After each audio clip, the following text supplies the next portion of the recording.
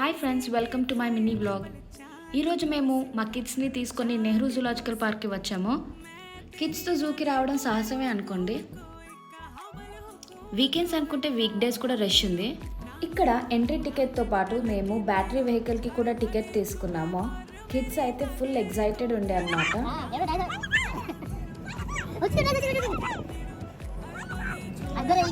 చాలా రోజుల తర్వాత జూకి వెళ్తే చాలా ఎగ్జైటెడ్ అనిపించింది.